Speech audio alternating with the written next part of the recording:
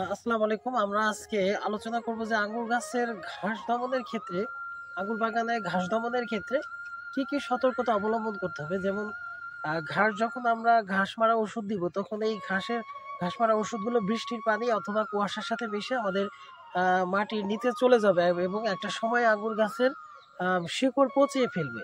তো সেক্ষেত্রে আপনাদের যারা আঙ্গুরের ভালো ফলন পেতে চান, সেক্ষেত্রে আপনাদের অবশ্যই ঘাস মারা ওষুধের ক্ষেত্রে বেশ কিছু রুলস মেইনটেইন, যাদের ঘাস দমন করার মেশিন নেই বা ঘাস কাটার মেশিন নেই, তারা যেটা করতে পারেন যে আপনারা আঙ্গুর গাছের যখন ঘাস মারা ওষুধ যদি একান্ত দিতেই হয়, সেক্ষেত্রে খুবই রৌদ্রুতে ওষুধগুলো প্রয়োগ করবেন, যাতে রৌদ্রুতে ওষুধটা শুকিয়ে যায় এবং আপনাদের শিকড় পর্যন্ত পৌঁছাতে না পারে। তো এটা তখন কেবলমাত্র ঘাস দমনের ক্ষেত্রেই তখন কাজে লাগবে, তখন আমাদের গাছের সেভাবে কোনো ক্ষতি হবে না। তবে যেহেতু এই ওষুধের কণাগুলো বেশ কয়েকদিন স্থায়ী হয়, তো আমাদের উচিত হচ্ছে ঘাস মারা ওষুধ ব্যবহার না করাই ভালো। আর যদি একান্ত করা দরকার হয়, সেক্ষেত্রে আমরা ঘাস মারা ওষুধটা প্রচণ্ড রোদে দিতে পারি। তবে আপনার এই যে এইখান দিয়ে যে লাইনগুলো আছে, যেমন এই লাইনগুলো দুই পাশে এতটুকু উঁচু পলিথিন ধরে দুই পাশে চারজন মাঝখানে একজন স্প্রে করবে, এমনভাবে ঘাস মারা ওষুধ আপনারা দিতে পারবেন।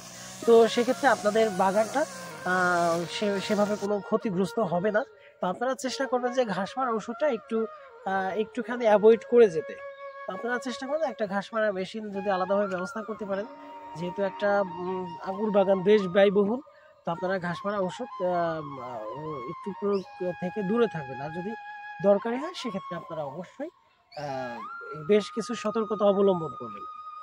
তো ধন্যবাদ। আজকে এই পর্যন্ত। আমি অন্য কোনো একটা ভিডিওতে আপনাদের সাথে অন্য কোনো বিষয় নিয়ে আলোচনা করব।